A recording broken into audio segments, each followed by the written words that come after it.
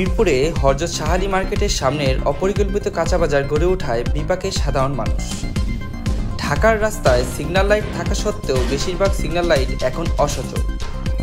বাঙালির ঐতিহ্য ভর্তা ভাতের প্রধান স্থান হয়ে উঠেছে জাহাঙ্গীরনগর বিশ্ববিদ্যালয়ের বটতলা। অপরিকল্পিত শিল্পায়নের ভিড়ে হারিয়ে যাচ্ছে ফসলি জমি।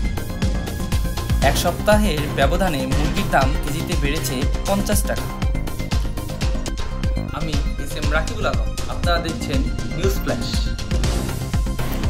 যেই মুহূর্তে কারণ বাজার সরানোর পরিকল্পনা করছে সরকার, ঠিক সেই মুহূর্তেই মরার ওপর খাড়ার ঘা যেন এই মিরপুরের হযরত শাহ আলী মার্কেটের সামনের এই অপরিকল্পিত কাঁচা বাজার। এ যেন রাজধানীর বুকে আরেক বিস্ফোরণ। এই রাস্তা দিয়ে চলাচল করতে গেলে মনে হতেই পারে বাজারের মধ্যে রাস্তা নাকি রাস্তার মধ্যে বাজার, কিন্তু হযরত শাহ আলী মার্কেটের সামনের এই বাস্তবতা দীর্ঘদিন। একসময় হযরত শাহ আলী মার্কেটের সড়ক ধরে গড়ে ওঠে এই অবৈধ কাঁচা বাজার। মার্কেটের সামনের জায়গা তো বটেই, সাথে দখল হয়ে গেছে ফুটপাত সহ মূল সড়ক। ঢাকার রাস্তায় সিগন্যাল লাইট না থাকা সত্ত্বেও বেশিরভাগ সিগন্যাল লাইট এখন অসচল। ঢাকা শহরের সব জায়গায় সিগন্যাল লাইট দেখা মিললেও কাজ করছে না আগের মতো। এখন যানজট এড়াতে সর্বক্ষণ কাজ করে যাচ্ছে ট্রাফিক পুলিশ। তাদের হাতের ইশারায় থামছে যানবাহন। এজন্য অনেক সময় সিগন্যাল লাইট অমান্য করে ফেলছে চালকেরা।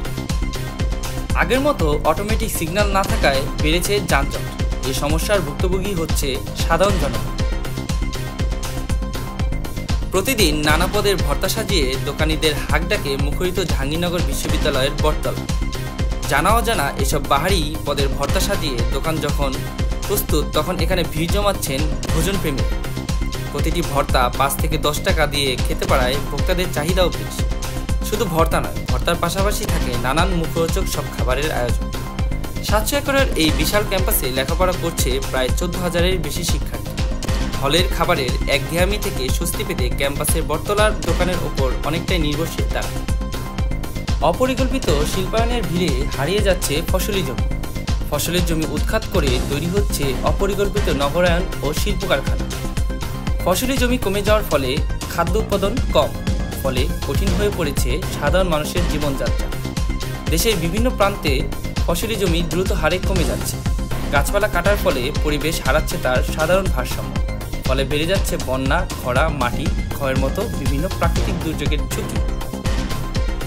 এক সপ্তাহের ব্যবধানে মুরগির দাম কেজিতে বেড়েছে 50 টাকা। ফলে সাধারণ মানুষের কাছে ব্রয়লার মুরগি কেনা যেন এক দুঃসাধ্যের ব্যাপার।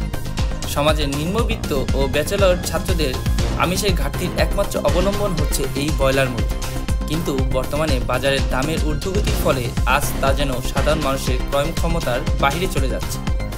এক সপ্তাহে যে মুরগির দাম ছিল কেজিতে 190 টাকা, তা এক সপ্তাহে বেড়ে দাঁড়িয়েছে 240 টাকা, যা এখন ভোগান্তির কারণ হয়ে দাঁড়িয়েছে নিম্নবিত্ত সহ মধ্যবিত্ত পরিবারগুলো। আজ এই পর্যন্ত। পরবর্তী আপডেট পেতে চোখ রাখুন ক্যাম্পাস টিভির পর্দায়।